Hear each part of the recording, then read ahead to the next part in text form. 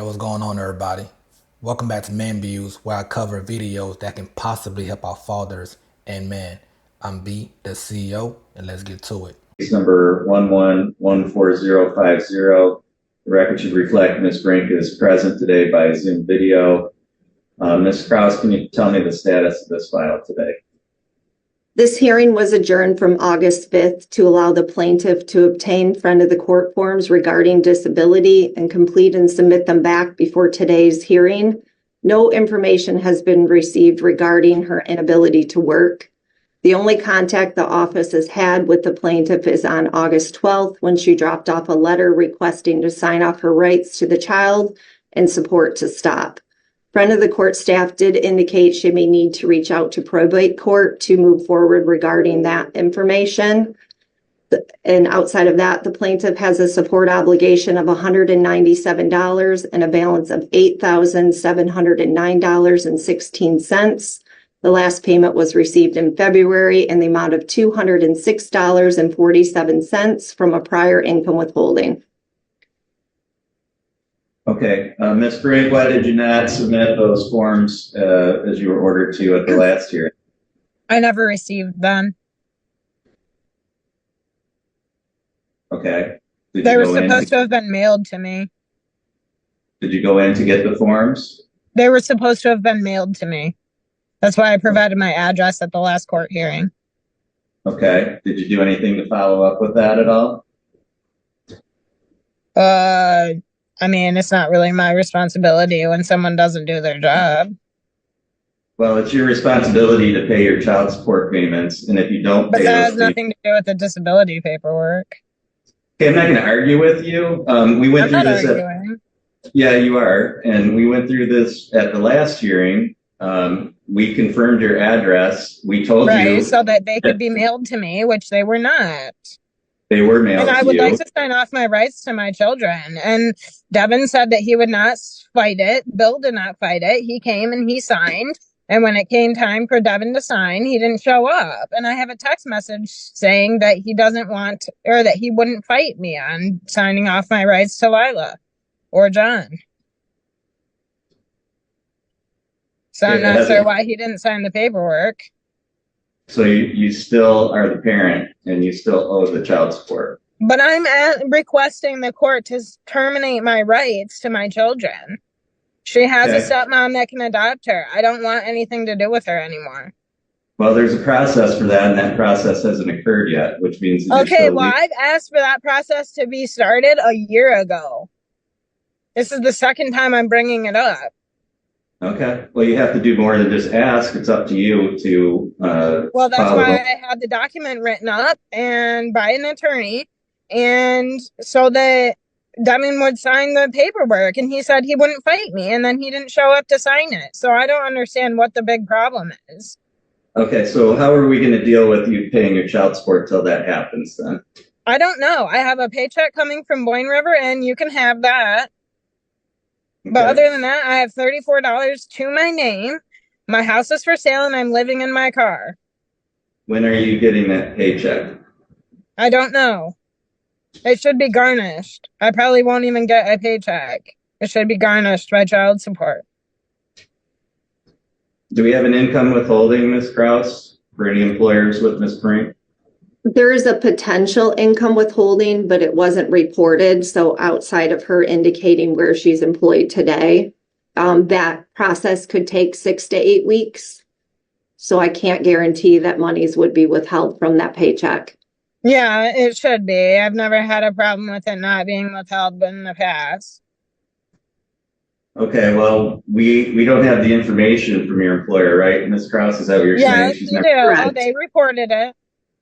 Hold on, Ms. Brink. Ms. Krause?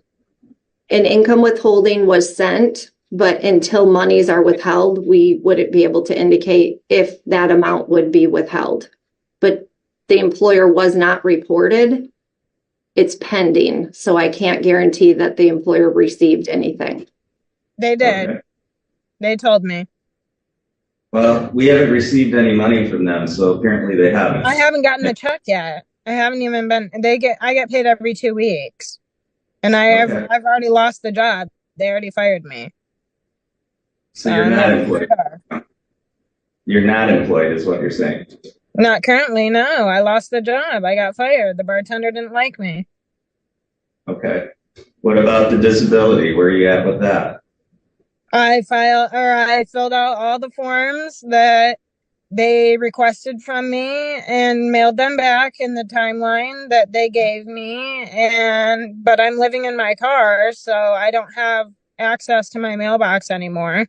So I have to contact disability today after I get off the phone or after I get out of court and report my address to be at my parents' house. Now, there's no guarantee that I'm going to get my mail. My parents don't like me. So there's no guarantee that they're going to tell me that the disability paperwork comes.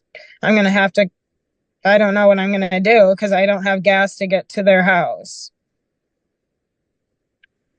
And they have me blocked on the telephone. Your Honor. Okay.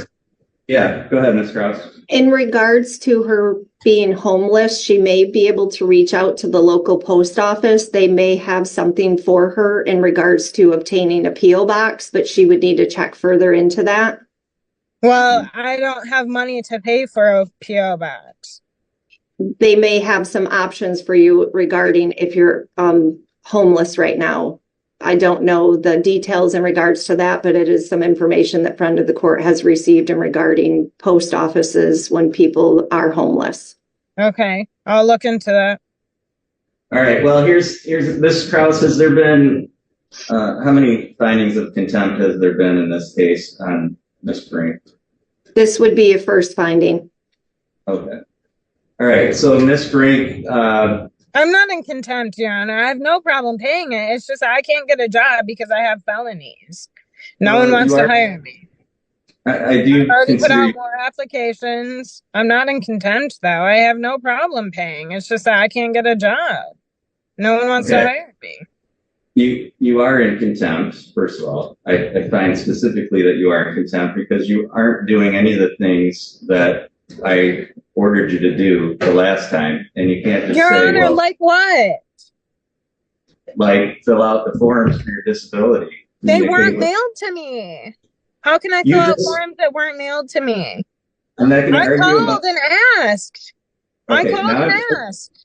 Now I'm finding you in contempt for continuing to interrupt me during this court hearing and inhibiting the court's ability to conduct this hearing. You're continuing to talk over me. I'm trying to explain to you. I asked you a question. You just told me that you're not getting mail at your parents and there's no guarantee that you're going to get your mail. So how do you know that you didn't get this? We sent it to the address that you gave us. And I was living there up until Friday. It's not my problem that you aren't getting your mail. All we can do is send. I am getting my mail. Obviously, you're not. Making sense, Your Honor. All we can do is send it to you at the address that you give us. And you didn't. It's up to you. So you haven't followed through with what you were required to do. Yes, I did. I called the child support office and asked about it, and they said it was too soon for me to be calling. And you now so that I can say what I need to say for the record here, because you're continuing to talk over me, and I'm not able to conduct this hearing. So the court adjourned the previous hearing in August to give you an opportunity to submit the forms that were required to be submitted. That's your responsibility to make sure that that's done. We had this colloquy the last time about your address. You gave us an address. That's the address we've been using. If you haven't received the mail, that's between you and the post office and you and whatever is going on with the address that you gave us. All we can do is send out forms. If you didn't get them in the mail, then it was your responsibility to contact the friend of the court, go to the friend of the court, make arrangements to get those forms and fill them out. But that's squarely your responsibility. It's your responsibility to pay child support for your child. That's still your child. Your parental rights haven't been terminated. As far as I can tell, you haven't done anything other than say you want that to happen to make that happen. So you haven't paid child support. You haven't complied with any efforts of the friend of the court to give you options outside of paying child support. So the court finds that you are in contempt because this would be a first finding of contempt. The court finds that you should be sentenced to 45 days in the Otsego County Jail. The court is going to order that you turn yourself in to the Otsego County Jail by 5 p.m. today. That's September 3rd, 2024, to begin serving the 45-day sentence. If you fail to turn yourself in to the Otsego County Jail by 5 p.m. today, then the court will issue a bench warrant for your arrest. Ms. Krause, if you can prepare an order to reflect the ruling of the court on that today. Yes. All right. That's all for this hearing today. The court's going to disconnect from Ms. Brink at this time. Two matters involving Chelsea Brink, both friend of the court matters. First one is Chelsea Brink in 2013-15199-DC. And the second one is involving Chelsea Brink. It's 2011-14050-DS. Both of them looks like arraignment cases on failure to pay. So do we have? I believe I didn't show up to court on Monday. My alarm didn't go off by the time I woke up and realized it was too late to join. My attorney did go though, and I did pay $100 towards my child support before that. So that's where I'm at. All right. Let me hear from the friend of the court first. Who do we have speaking on the behalf of these cases, please? Depends on which case you want to handle first. You got both, one for each? Yes. All right. I guess it doesn't matter. Let's do William Mason, William Mason versus Chelsea Brink, which is the 213 file. As to that case? That would be me. All right. What is it that the friend of the court is asking for in this case? Well, we are seeking first contempt as we received information about a property that Ms. Brink previously disclosed in another hearing has recently sold, and she has not made any efforts to make any significant payments out of available. I paid or exercise due diligence. I made a payment of $100. That was all I could afford. Ms. Brink, you're going to be given an opportunity to have your say. I just need to hear it from everybody at their time to speak so that we're not talking over each other. So this is the friend of the court's turn. I'm going to give you your chance to speak in just a minute. So don't worry. You'll have your opportunity. Let them speak, and then I'll let you speak. All right? Go ahead. So the monthly obligation that Ms. Brink has is $202 plus an additional $50 ordered on arrears. The balance on this case is $12,753.72. All right. Now, Ms. Brink, I'm going to turn to the other case so we have both of them out on the table first, and then I'll let you have your opportunity as well. So the other case is Chelsea Brink versus Devin Hildebrandt. That's the 2011 file. So Ms. Krause, could you update me as to that one? Yes, her obligation, she's a plaintiff on that case. Her obligation is $197 a month. The arrearage in this case is $10,209.16. We did recently receive a $100 payment on April 15th for this specific case. Out of that $100, $49.37 dispersed to the case. Chelsea did report an employer on March 30th and also indicated a change in address, but refused to submit that in writing. It was verified at a later date with postal information, but it does appear that she's no longer employed at that employer as of March 27th. All right. Now, Ms. Brink, this is your opportunity to tell me what it is that you want me to know about all of those things. So go ahead, ma'am. Yeah, well, first, I did make a $100 payment. That was all I could afford at the time. I'm homeless. I've been homeless for quite some time now, so I'm kind of drifting, going where I can. I was working at Italia Gardens, and I'm not sure what happened to be able to explain why they fired me, but they did.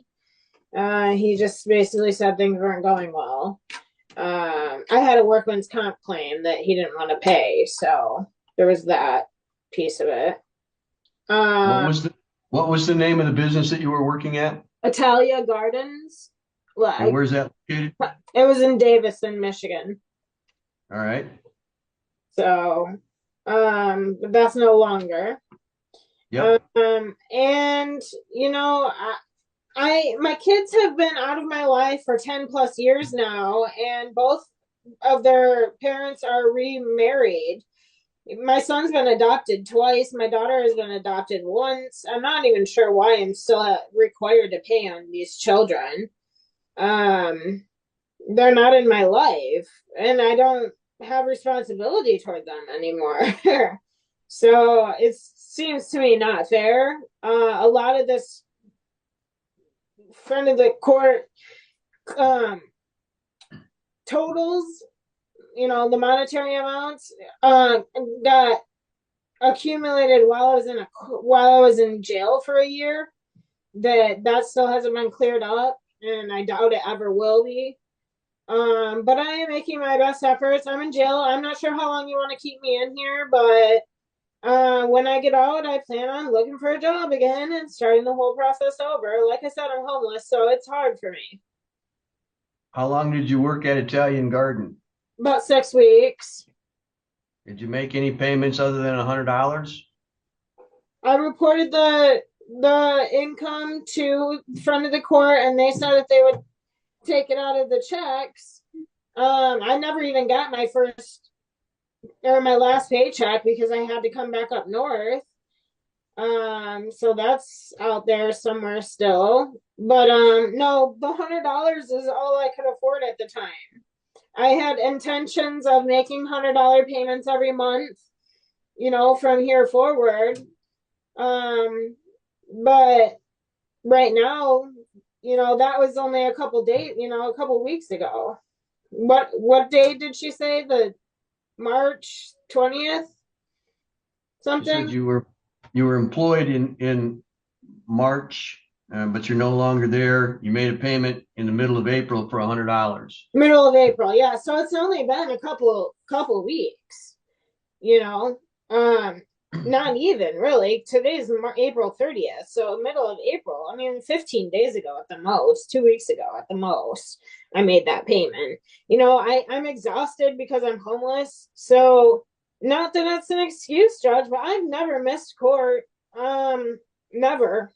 I don't do it. I don't miss it. And Larry was there, you know, so I'd rather you just sentence me now so that I know what I have going on moving forward and can be prepared in here for what I need to do. Well, what you've been telling me is that you can't afford to make payments, as opposed to, yeah, I can't afford to make payments and I didn't do anything. I can't pay the whole amount. I can't pay the whole amount. I'm homeless. I'm barely making ends meet as it is. You know, you're not asked to make from walking. It's hard. Okay. Have you filed a request to lower your child support based on your current income levels? Yes, I did. I asked front of the court to mail it to me. They did not do that. They said that they required me to change my address with them on paper, but I was cleared on in Davison, Michigan, and I couldn't get to the courthouse down there. I was on foot, you know, and I couldn't get to the courthouse down there. And to be able to mail in the paperwork that they were requesting. You know, it's on my to-do list, but, you know, I've been traveling, going from place to place, you know, couch surfing and whatnot. So, sleeping in my truck. Your Honor. Yes, ma'am. In regards to motions, the conversation that I had with her on March 3rd in regards to asking for case information on both of her cases, the friend of the court did, because the motions didn't have any case specific information, printed out a postal to send to her with those motions to the address that she indicated that she was residing at. So we did do that in regards to previous contact when reporting employment. I never received them. We've had discussions in regards to when you start working, payments are expected to be paid when you receive paychecks because income withholdings can take 6 to 8 weeks. But when she does obtain a job, she's usually not there long enough for an income withholding to send money. So there was never any money received from the employer that she reported. Right, which is why I made the $100 payment. You know, and trying to get my child support, you know, the first $12,000 or so of the back child support is all from when I sat in jail for a year. And that's just not right or fair to me. And actually, it's probably more like 19,000. Ms. Brink, when was the last time that you were in jail for a year? 2017. That's when my child support first became activated. And they did it while I was sitting in jail for a whole year. They accumulated it for a whole year. Ms. Brink, that's 8 years ago. Even if you were incarcerated in 2008. I know, but I'm saying I'll never be able to pay that money back. Not at this rate. And I'm trying, Judge. It's not for a lack of effort. I walked the entire main street of Davison and put an application in at every single business. Every single one. Down the street and back the other way when I was living down in Davison. And I have full intention of doing that up here again. And I'm going to go to Traverse City and stay in the homeless shelter or stay in my truck. You know, I mean, who wants to hire a smelly person that's homeless, though? I mean, I'm doing the best I can, Judge. It's hard. I relied on my child support money to pay my bills when I had full custody of my kids. Plus work, and when I lost my career, I lost my kids, and that's all my money. I can't do it. I just can't, Judge. Ms. Brink, the issue is when you were working, you didn't send any money into the front of the court. $100 in 6 weeks is not a payment out of each of your paychecks. But that's the thing, is that I only got paid 2 times. I didn't get 6 weeks worth of paychecks. I only got 2 paychecks. Which would have been at least 4 weeks worth of paychecks, right? You got paid every other week? No, I got 2 paychecks of the whole time. I don't even think I was there 6 weeks. Honestly, I don't. But I only got 2 paychecks the whole time I was there. I promise you, Judge. I wouldn't lie to you about it. I know that we're in court. I'm not going to lie to you. And I didn't even pick up the second paycheck because I had to come back up north. All right, Ms. Brink. Doesn't sound to me like you believe that you've done anything wrong in this case, so I'm going to set this matter for a hearing. Judge, I'm saying I know I missed court, and that's why we're here talking about this again. And Larry advised me that you weren't going to pursue jail time or anything like that because I made the $100 payment and I'm putting in effort to find a job again. And Your Honor, if I could just mention a couple of things. I don't know how much Your Honor knows about the background. I have represented Ms. Brink in the past. Back in I know she said she did a year in jail. Back in 2021. I went to prison I was locked up for 4 years from 2017 till 2020. Yes, there was a prison stint. I also have some notes here back from June of 2023. There was an MI petition that was filed as well, just so the court has a better I don't know that, Larry. Understanding of what's going on. All right. Ms. Brink, are you telling me that you want to admit responsibility to failing to appear when you were supposed to? I admitted to responsibility to that. Absolutely. I screwed up. My alarm didn't go off. I was exhausted. By the time I woke up, it was 10, 11 o'clock in the morning. And I thought, oh, real nice. They're not going to accept me now. And what do I do? So I just didn't go to court, which I guess looking back, I guess I probably should have tried to join in, but I figured the court was closed. And Larry texted me the same day or the next day and said, now you have a warrant. And I said, okay. All right, Ms. Brink, I'm going to do this. I'm going to adjourn today's hearing for 30 days. I'm going to set a PR bond so that you can be released. The conditions of that are that you have to notify the friend of the court of a mailing address where you will pick up your mail on a regular basis. Okay. And so that you know when you're supposed to be in court. The second condition of that PR bond, it's going to be a $500 PR bond. Okay. The second condition of that is that you submit 10 applications a week to the friend of the court, indicating that you have applied for jobs, and as soon as you are able to obtain a job, that you notify the friend of the court of that. Okay. The third condition is that once you are employed, you begin to make some payments every paycheck. You're not going to wait for income withholding. You're not going to do anything else. You're going to make some payments on both of these cases every paycheck. Yes, You sir. understand each of those three conditions? Yes, sir. All right. So in I each, do have a question. in each hang on, let me finish. In each of these two cases, you will have a $500 PR bond.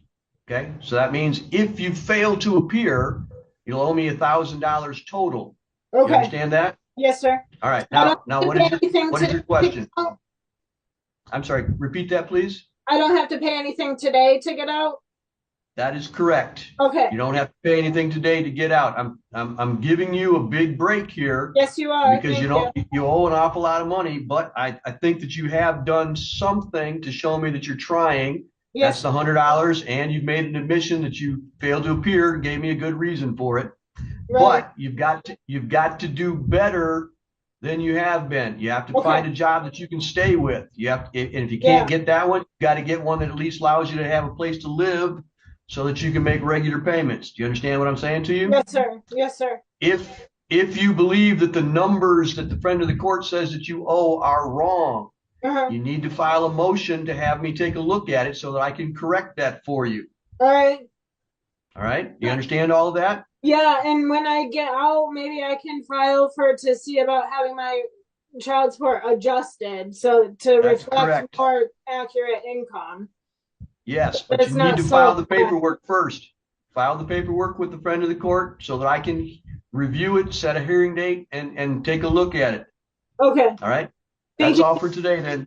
Thank you very much. Okay, since the video ended, here's my personal thoughts. Yes, the mother is a deadbeat. Just like how we label fathers that don't want to be involved a deadbeat, we have to give her the exact same title. She's a deadbeat mom. Now, nevertheless, here's my personal thoughts regarding the family law. I believe certain things are outdated and should be updated. In other words, if a parent, whether it's a mom or a dad, don't want to be no longer responsible for the child at all, both physically and financially, they should allow that parent the rights to sign off their rights and no longer be responsible and give the child up for adoption or it's very tricky because here's why I'm saying this before you guys get upset. I would rather a child be safe. In other words, if a parent's saying, hey, I don't want that child, that parent might really abuse that child behind closed door and worse, might unalive that child. So if a parent's saying, hey, I don't want this child, I don't want to be responsible financially at all, let's take that parent's word for it. Because what happened if that parent snaps and say, you know what, I said I didn't want you in the first place, and then do something bad to the child, take their anger out on the child, abuse the child, and then, or like I said, worse, unalive that child. Then it's like, well, was it even worth it forcing that parent to be responsible for the child if the child ended up being unalive or harmed anyway? So I think the goal should be, hey, until you kind of give the child up for adoption, you can't sign off your rights. At least make it that. Just like how right now in the situation where it's more until the stepmom, the paperwork, gets completed 100% for the stepmom to claim the child and have responsibilities, you are still reliable to take care of the child financially, right? So the exact same concept where even if it's not marriage involved, hey, give the child for adoption, put the name up there until the child get adopted, then okay, you can sign off your rights. At least do that. That's my personal opinion. My thing is all about the child's safety. With that being said, as always, don't forget to like the video, share the video, and comment your thoughts below. Let's start a dialogue about this topic. As always, subscribe to the channel. See you next time, man. Peace out.